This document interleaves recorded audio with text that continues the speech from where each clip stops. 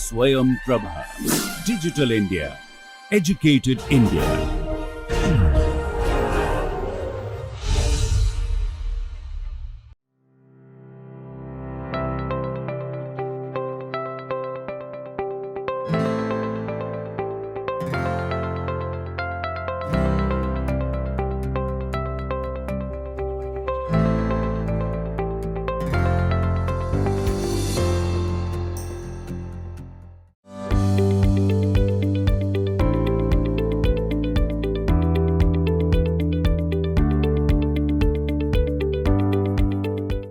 வணக்கம்.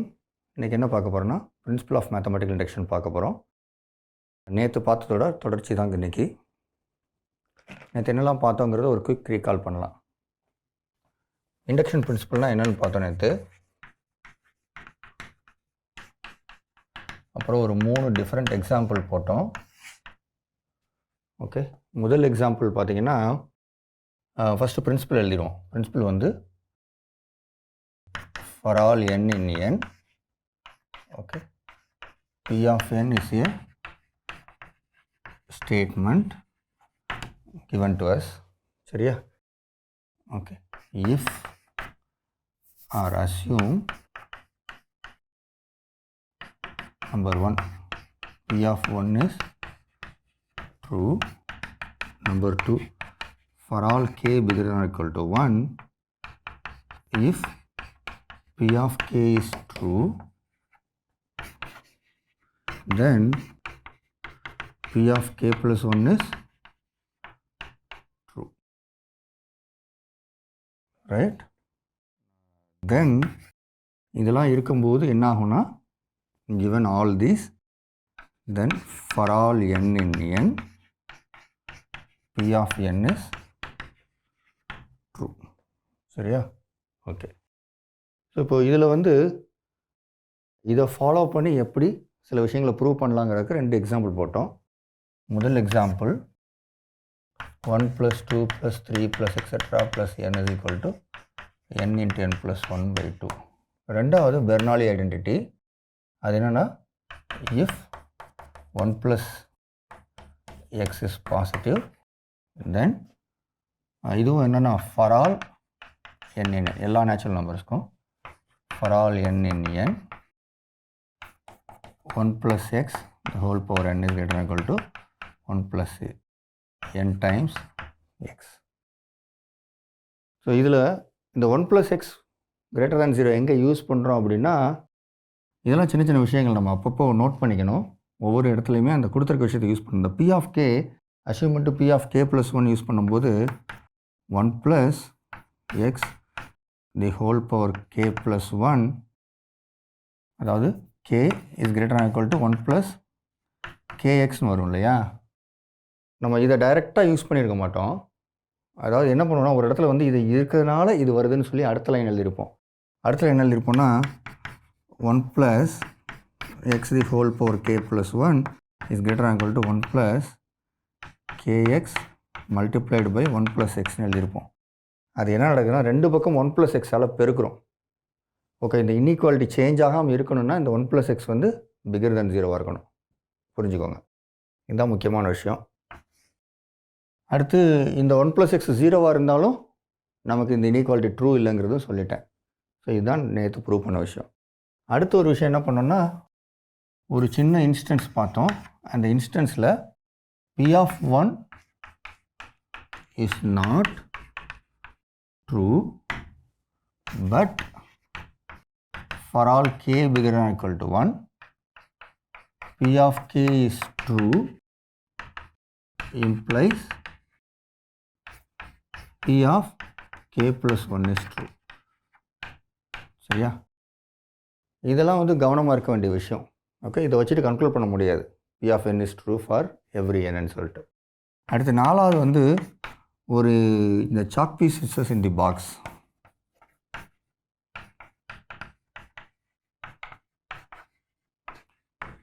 இந்த chalk pieces in the box அப்படிங்கிறது வந்து ஆர் ஆஃப் சேம் கலர். அதில் வந்து ஒரு ஃபேலசி இருக்குது. ஏன்னா நான் இந்த இண்டக்ஷன் பிரின்சிபல்லாம் யூஸ் பண்ணி ப்ரூவ் பண்ணேன். பட் அதில் எங்கே தப்பு இருக்குது அப்படின்னு உங்களை கண்டுபிடிக்க சொன்னேன். ஓகே, இதுக்கு என்ன தப்புங்கிறத நான் இன்றைக்கி சொல்கிறேன்னு சொல்லியிருந்தேன், அதை இப்போ சொல்லிடுறேன். ஸோ இதில் என்ன பண்ணேன்னா, ஃபஸ்ட்டு ஸ்டெப் என்ன பண்ணேன், P of 1 ட்ரூவான்னு பார்த்தேன். எடுக்கிறது ஒரு சாக் பீஸ், அப்போ அது ஒரே கலராக தான் இருக்க முடியும், அதனால் ட்ரூ. அதாவது ஒரு box full of chalk pieces இருக்கும்போது முதல் சாக் பீஸ் ஒன்று தான் எடுக்குன்னா அது ஒன்று தான், ஒருக்கு தான் இருக்குது, இதோட கம்பேர் பண்ண முடியாது இல்லையா, ஒரு கலர், அது ட்ரூன்னு வந்துடும். அப்புறம் P of k + 1, P of k ட்ரூன்னு assume பண்ணிக்க போகிறேன். இதை அஷ்யூம் பண்ணிவிட்டு P of k + 1 ட்ரூவான்னு பார்க்க போகிறேன். ஸோ ஃபஸ்ட்டு வந்து k சாக் பீஸ் எடுக்கிறேன். ஓகே, k சாக் பீஸ் எடுக்கும்போது அதுக்கு ஒரு பேர் கொடுக்குறேன், C1 C2 எக்ஸெட்ரா Ck அப்படின்னு கொடுக்குறேன்.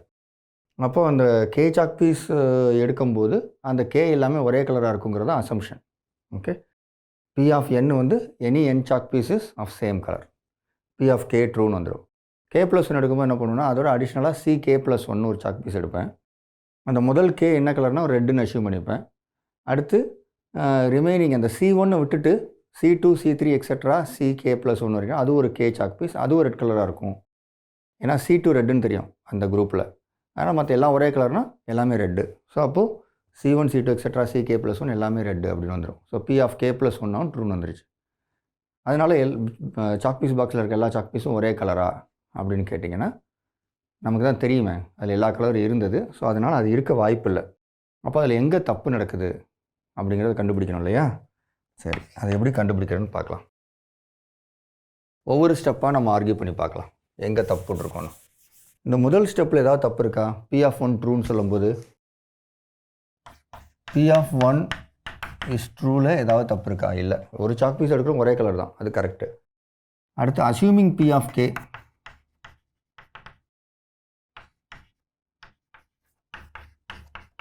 இங்கே ஜஸ்ட் அசம்ஷன் தான் பண்ணுறோம். ஸோ இப்போ P of k + 1 பார்க்கணும் இல்லையா.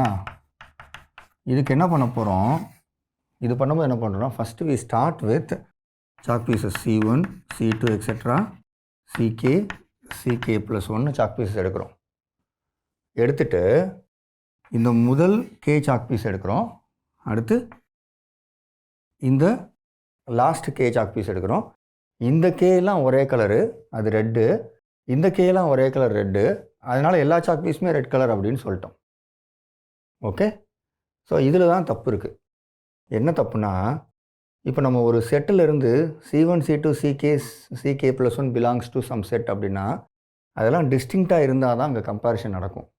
ஓகே, இது எல்லாமே ஒரே சாக் பீஸை தான் இங்கே எழுதிருக்கேன்னு வச்சுக்கோங்களேன், வேறு வேறு பேர் கொடுத்து எழுதியிருந்தேன்னா இங்கே கம்பேரிஷனே நடக்காதுன்னு அர்த்தம்.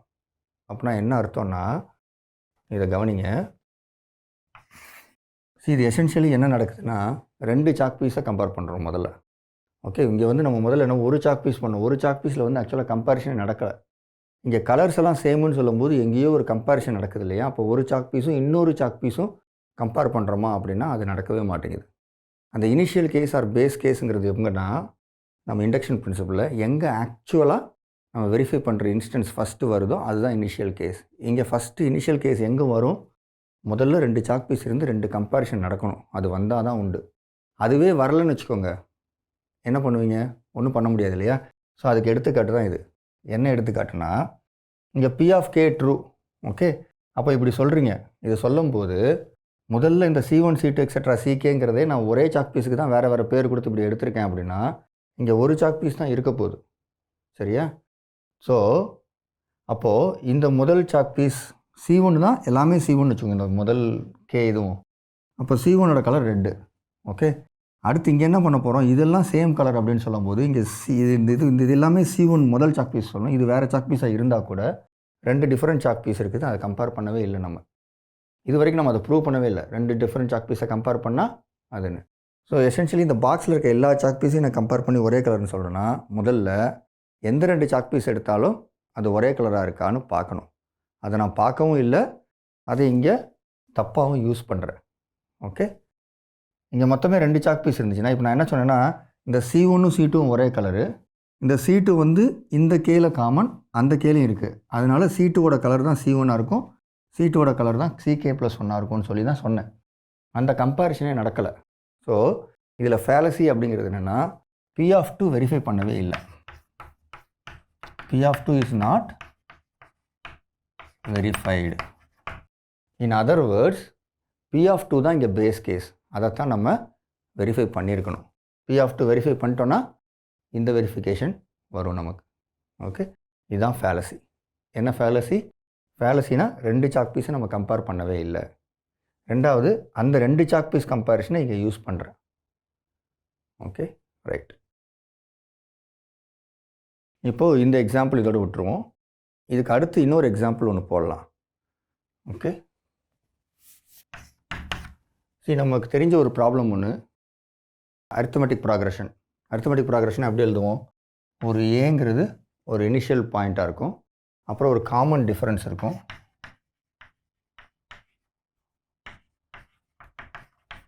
காமன் டிஃபரன்ஸ் வந்து டின்னு சொல்லுவீங்க. அப்புறம் அந்த அரித்மெட்டிக் ப்ரோக்ரெஷன் என்னது? A plus D, A plus 2d extra A plus n-1 times D. சரியா? இது கமா. இது வந்து என்னது? nth term. சரியா? This is nth term. Okay, இப்போது நீங்கள் அரித்மெட்டிக் ப்ரோக்ரெஷனில் sum of the first n terms அப்படின்னா இதோட சம் வேணும். இதோட சம் வேணும்னாகும் ஒவ்வொரு டேர்ம்லேயும் ஏ இருக்குது, அப்போ n டைம்ஸ் ஏ வரும். Sum of n terms of an arithmetic progression. அப்போது n டைம்ஸ் ஏ கிடைக்குமா? அடுத்து ப்ளஸ் இந்த d வந்து n-1 டைம்ஸ் இருக்கும், அப்போது d டைம்ஸ் 1 + 2 + 3 + எக்ஸட்ரா n-1 இருக்குமா? நம்ம இதுக்கு ஃபார்முலா ஆல்ரெடி தெரியும் இல்லையா? இதோட ஃபார்முலா என்னது? n times a plus d times n-1 into n divided by 2ன்னு வருமா? ஸோ இதை நீங்கள் இப்படி கொண்டு போனீங்கன்னா என்ன வரும்? n times 2 times a, okay, plus d times n-1 இருக்கும். அந்த n காமனாக எடுத்துட்டேன், டிவைடட் பை 2ன்னு இருக்கும். ஓகே, இதை வந்து நான் வந்து என்னோடய ஸ்டேட்மெண்ட் ஆஃப் டிபெண்டிங் ஆன் என்னன்னு எடுத்துக்க போகிறேன். a is given, d is given. Okay, இப்போ இதை வந்து இண்டக்ஷன் பிரின்சிபல் யூஸ் பண்ணி ப்ரூவ் பண்ணணும். So fixing a belongs to R and d belonging to R, sum of the first n terms P of n is nth term. Okay, a plus d plus a plus 2d plus etc plus a plus n-1 times d is equal to n times 2a plus d times n-1 divided by 2. Okay, இப்போ இதை prove பண்ண என்ன பண்ணணும்? First P of 1 verify பண்ணணும். P of 1 என்னது? a தான். சரியா? a equals n இருக்கிற இடத்துல 1 வரும். So 2 times a plus d times 1-1 divided by 2. இது 0 ஆகிடுமா? இந்த 2 கேன்சல் ஆகிடுமா? So this is verified. So இப்போ இதுக்கு என்ன பண்ணணும்? P of k என்னன்னு பார்க்கணும். P of k ட்ரூவான்னு பார்க்கணும். P of k ட்ரூன்னு என்ன அர்த்தம்? Assume P of k is, அப்படின்னா என்ன அர்த்தம்? a plus d plus a plus k-1 times d is equal to k times 2a plus d times k-1 divided by 2. இதுதான் நமக்கு true. So மறுபடியும் கிட்டத்தட்ட அதே மெத்தடு தான். என்ன மெத்தடு? இப்போது P of k plus 1 ட்ரூவான்னு பார்க்க போகிறேன். அந்த 1 to n சம் பண்ணோம் இல்லையா, அந்த மெத்தடில் பண்ண போகிறேன். அந்த மெத்தட் எப்படி பண்ண போகிறேன்னா பாருங்கள். இப்போ P of k plus 1 தான் நம்ம பார்க்கணும். So a plus d plus a plus k times d. சரியா? k-1 k plus k times d. இது என்னென்னு பார்க்க போகிறேன். தட் இஸ் ஈக்குவல் டு, இதை கூட இப்படி எழுதிடலாம், k-1 times d plus a plus k times d. So that நமக்கு என்ன தெரியும், நம்ம என்ன பார்க்குறோன்னு சொல்லி. இந்த முதல் k டேர்ம்ஸ் இருக்கு இல்லையா, up to k minus one எழுதியிருக்கோம் பார்த்தீங்களா, அதுதான் அந்த டேர்ம். அதை நம்ம ட்ரூன்னு அஷ்யூம் பண்ணியிருக்கோம். அப்போ என்ன நடக்கும், k times 2a plus d times k minus one divided by 2ன்னு வந்துருமா, அங்கே வந்திருக்கு சரியா. That is plus a plus kdன்னு வரும். ரைட். இப்போ இதை கவனித்து பாருங்கள், இதை தான் நான் பெருக்க போகிறேன். இப்போ நீங்கள் பெருக்குனீங்கன்னா இந்த 2a இங்கே போகுமா, right. Okay, let us do it here. இங்கே எழுதலாம், கொஞ்சம் வேறு இங்கே எழுதலாம். இங்கே எழுதிட்டு அடுத்து அழிச்சிக்கலாம். That is equal to k times 2a plus d times k minus one plus 2a plus 2 times k times d divided by 2. இப்போ நமக்கு என்ன வேணும் அப்படின்னா p of k plus 1 அப்படின்னா இது is equal to trueனா இந்த இடத்துல n இருக்கிற இடத்துல k plus 1 வேணும். ஸோ இங்கே k plus 1 times 2a plus d times k plus 1 minus 1 வந்து k d times k வரணும் divided by 2 வரணும். ஸோ அது வருதா பாருங்கள். இந்த k times 2a இருக்குது, இங்கே ஒரு k times 2a இருக்குது. ஸோ எனக்கு என்ன வரும், k plus 1 times 2a வரும் சரியா. சரி, இப்போது டியில் பாருங்கள், இங்கே ஒரு k மைனஸ் இருக்குது, இங்கே ஒரு 2k இருக்குது. அப்போது d டைம்ஸ் இங்கே ஒரு k வேறு இருக்குது, k ஸ்கொயர் இருக்குது சரியா. So plus d times k into k minus one plus 2k இருக்குது. இது ஹோல் திங் டிவைடட் பை 2 வருது.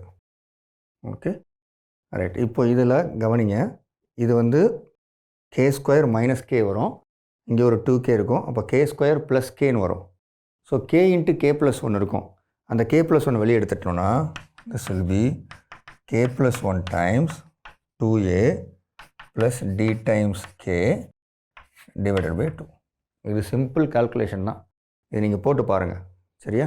ஸோ இது வந்து இட் ப்ரூவ்ஸ் தட் இந்த nth term is this for every n. So இங்கேயும் நம்ம என்ன பண்ணியிருக்கோம், ஃபஸ்ட்டு p ஆஃப் 1 இஸ் ட்ரூவான்னு வெரிஃபை பண்ணியிருக்கோம், அப்புறம் p ஆஃப் k அஷ்யூம் பண்ணியிருக்கோம், அப்புறம் p ஆஃப் k ப்ளஸ் 1 ட்ரூன்னு போட்டிருக்கோம். சரி, இதுமாதிரி நிறைய எக்ஸாம்பிள்ஸ் போடலாம். பட் இப்போதைக்கு என்ன பண்ணலான்னா, நம்ம இந்த எக்ஸாம்பிள்ஸ் தவிர இன்னும் கொஞ்சம் ஜென்ரலாக சில விஷயங்களை புரிஞ்சுக்க ட்ரை பண்ணுவோம் இந்த இண்டக்ஷன் பிரின்சிபல் பற்றி. ஓகே, ஜென்ரலாக புரிஞ்சுக்கிறதுக்கு என்ன பண்ண போகிறோன்னா, ஒரு சின்ன விஷயம் வந்து நான் இந்த இண்டக்ஷன் பிரின்சிபலே கொஞ்சம் மாற்றி எழுத போகிறேன் ஒரு ப்ராப்ளமாக. Okay, another form, alternate form. Okay, alternative form of the principle. இது என்ன அப்படின்னா, இங்கே பாருங்கள், given a subset of n சரியா, என்னோட சப்செட்டாக ஏவை கொடுத்துருக்கேன் ரைட்டா. இப்போ நான் என்ன பண்ணணுன்னா இந்த செட்டை பற்றி சொல்ல போகிறேன். Okay, if number 1 belongs to A and number 2 for all k greater than or equal to 1, if k belongs to n, then k plus 1, k belongs to a, then k plus 1 belongs to a. If these two things happen, comma, then a equals n. Okay, இப்போ என்ன பண்ணியிருக்கேன்னா, இதே பிரின்சிபலை வேறு மாதிரி சொல்லியிருக்கேன், in more in a symbolic form. Okay right. இப்போது இதில் யோசிச்சு பாருங்கள், இந்த p of 1 is trueனா then 1 belongs to a. அப்போது a is a collection of natural numbers for which p of that natural number is true னு assume பண்ணிக்கோங்களேன். Okay, அப்படி assume பண்ணிங்கன்னா a is a collection of natural numbers, a subset of n ஆகிடுச்சா, that's what is given to you. இப்போ p of 1 is trueனா 1 belongs to a.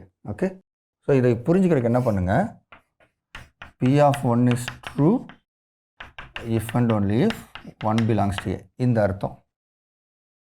இப்படி இருந்துச்சுன்னா என்ன ஆகுது, இந்த first condition matches with this, இப்போ ரெண்டாவது கண்டிஷன் சொல்லுது for all K bigger than equal to 1 K belongs to A அப்படின்னா என்ன அர்த்தம்?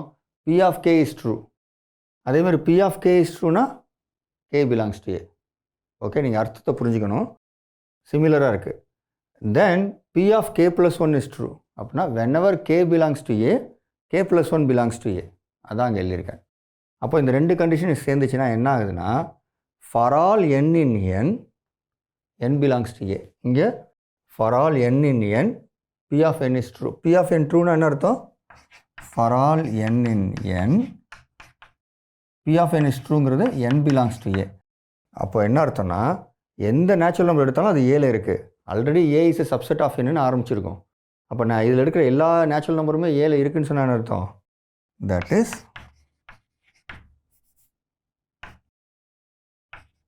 ஏ ஈக்குவல்ஸ் என். கரெக்டா? ஸோ இது ரெண்டு ஈக்குவலன்ட் ஸ்டேட்மெண்ட்ஸ். ஓகே, ஸோ இந்த அண்டர்ஸ்டாண்டிங் உங்களுக்கு சில நேரம் தேவைப்படும், அதனால இதை சொல்லிட்டேன். இப்போ இதை வச்சு இன்னொரு சின்ன மாற்றம் சொல்ல போகிறேன். என்னென்னா நம்ம ஃபேலசிஸில் பார்க்கும்போது என்ன வந்துச்சுன்னா அந்த சாக் பீஸ் ப்ராப்ளத்தில் 2 எலிமெண்ட் கேஸை நம்ம வெரிஃபை பண்ணவே இல்லைன்னு வந்தது.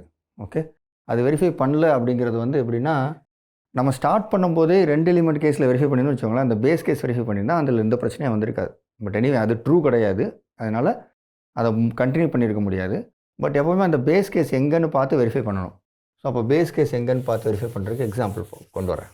இப்போ இந்த சீக்வன்ஸு ஸ்டேட்மெண்ட் இருக்குது பார்த்தீங்களா, இந்த ஃபஸ்ட் இண்டக்ஷன் பிரின்சிபல் இதே இது வந்து 1ல் ஸ்டார்ட் பண்ணாமல் suppose n is a integer. Okay, assume p of n is true. Okay, number 1 and number 2. Okay, for all k bigger than or equal to n, if p of k is true, then p of k plus 1 is true. சரியா? அப்படி இருந்துச்சுன்னா என்ன அர்த்தம் அப்படின்னு யோசிச்சு பாருங்க. Then for all n greater than or equal to n, p of n is true. இதுவும் இந்த இண்டக்ஷன் பிரின்சிபலும் கிட்டத்தட்ட ஒன்று. எப்படி அப்படின்னா இந்த n அசியூம் பண்ணிக்கோங்க. இந்த n எங்கே வேணாலும் இருக்கலாம். இப்போ நம்ம இது வரைக்கும் என்ன பண்ணோம், 1 2 3 தான் ஆரம்பித்தோம். இப்போ 1 வந்து இன்டீஜர் அப்படின்றப்போ -1 -2 -3 எக்ஸெட்ரா. ஓகே, இப்போது நீங்கள் இதில் யோசிச்சு பாருங்கள். p ஆஃப் -3 தான் நம்மளோட n வச்சுக்குவோம். ஓகே, p ஆஃப் -3 எப்படி எழுதலாம்? p ஆஃப் 1 + -3 -1 எழுதலாமா? சம் ஃபிக்ஸட் இன்டீஜருக்கு. p ஆஃப் -2 எப்படி எழுதுவீங்க? p ஆஃப் 2 + -3 -1 எழுதலாமா? இந்த -3 -1 -4. -4ஓட 1 ஆட் பண்ணால் p ஆஃப் -3 வந்துடும். -4ஓட 2 ஆட் பண்ணால் 2 வந்துடும். ஸோ அது மாதிரி இப்போது p ஆஃப் -1 என்ன பண்ணுவோம்? p ஆஃப் 3 + -3 -1 வருமா? ஸோ p ஆஃப் 0 அப்படின்னா p ஆஃப் 4 + -3 -1. ஸோ இந்த -3 -1 இல்லைனா ஸோ இப்போ என்ன ஆச்சுன்னா இந்த ஸ்டேட்மெண்ட்டை பாருங்கள். இது வந்து p of -3 p of -2 p of -1 p of 0ன்னு ஆரம்பிக்குதா? ஸோ நான் இங்கே என்ன பண்ணுறேன், இது p ஆஃப் 1+ எழுதும் போது இது வந்து ஒரு q ஆஃப் 1 எழுதலாமா? Depends on natural numbers. நமக்கு தெரிஞ்ச பழைய கேஸ் q ஆஃப் 2ன்னு எழுதலாம். இது q ஆஃப் 3, இது q ஆஃப் 4 எக்ஸெட்ரா எழுதலாம். ஸோ இது it is nothing but the same statement. ஆனால் இங்கே -3ல் ஆரம்பித்தா கூட நமக்கு என்ன நடக்குது, அது வந்து இட் இஸ் எ ஸ்டேட்மெண்ட்டாக ஸ்டார்டிங் ஃப்ரம் எ நேச்சுரல் நம்பர்னு வருது. 1 2 3ன்னு ஆரம்பிக்கிற மாதிரி. ஸோ அப்போ இங்கேயும் அந்த பிரின்சிபலை அப்ளை பண்ண முடியும். அதுதான் அதோட விஷயம். ஓகே, ஸோ இப்போ என்ன பண்ணலாம், இந்த p ஆஃப் -3 -2 எல்லாமே ட்ரூ அப்படின்னு சொல்லும்போது, -3ல் ஆரம்பித்து எல்லாமே ட்ரூன்னு சொல்லும்போது it is equal to saying q of 1 q of 2 q of 3 q of 4 எல்லாமே ட்ரூ ஃபார் ஆல் n அப்படின்னு சொல்கிறதும் ரெண்டும் ஒன்று தான். Okay right. இப்போ இது மாதிரிக்கு ஒரு எக்ஸாம்பிள் வேணும் இல்லையா? ஒரு எக்ஸாம்பிள் போடலாம், ஒரு ஈஸி எக்ஸாம்பிள் போடலாம். இப்போ எனக்கு கம்பேர் பண்ணுறதுக்கு என்ன பண்ண போகிறேன்னா, I want to compare n factorial and 2 to the power n. இப்போது n equal to 1 அப்படின்னா n factorial வந்து 1, இது வந்து 2. n equal to 2 அப்படின்னா இது 2, இது வந்து 4. இது ரெண்டுக்கும் இடையில வந்து யோசித்து பார்த்தீங்கன்னா இதுதான் பெருசாக இருக்க போது நமக்கு தெரியும், எக்ஸ்பொனென்ஷியல் தான். ஓகே, அது எங்கேருந்து பெருசாகுது பாருங்கள்.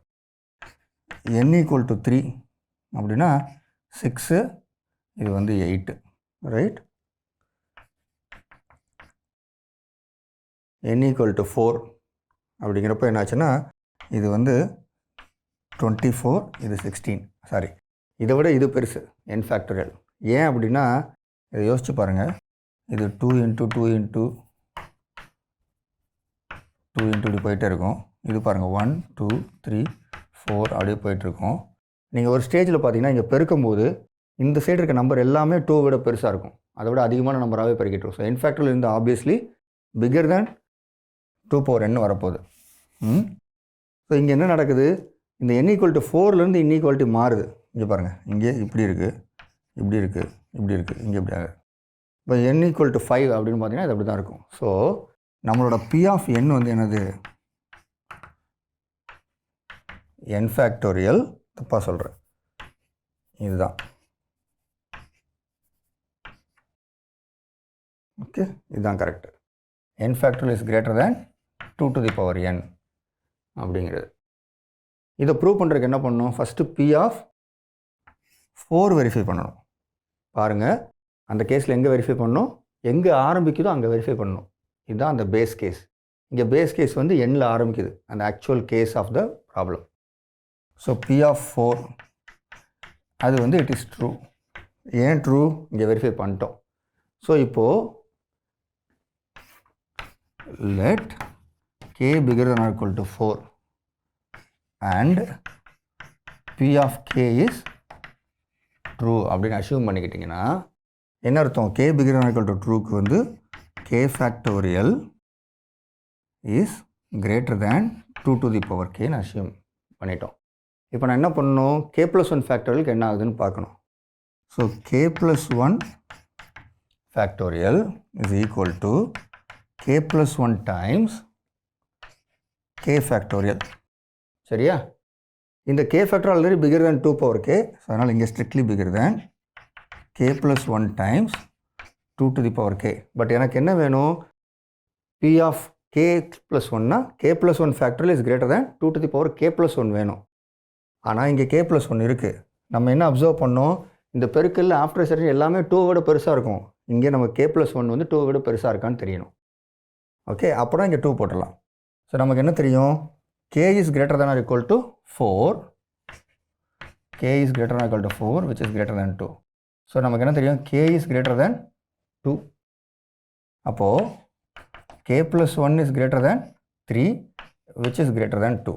அப்போ k plus 1 is bigger than 2. அப்போ இந்த k plus 1 வந்து bigger than 2ங்கிறதுனால it is strictly bigger than 2 times 2 to the power k எழுதிடலாமா? ஓகே ரைட், இது எப்படி இருக்கட்டும், strictly bigger than 2 times 2 to the power k எழுதலாம். What is that? That is equal to 2 to the power k plus 1. அப்போ என்ன ஆரம்பித்தோம், k plus 1 ஃபேக்டரில் ஆரம்பித்து it is bigger than 2 to the power k plus 1னு சொல்லிட்டோம். So இப்போ என்ன நடக்குது அப்படின்னா, இந்த இனிஷியல் கேஸ் எங்கேருந்து ஆரம்பிக்குது இந்த ப்ராப்ளத்துக்குன்னா, this is for n greater than or equal to 4. இந்த ஸ்டேட்மெண்ட்டை நம்ம ப்ரூவ் பண்ணிட்டோம்.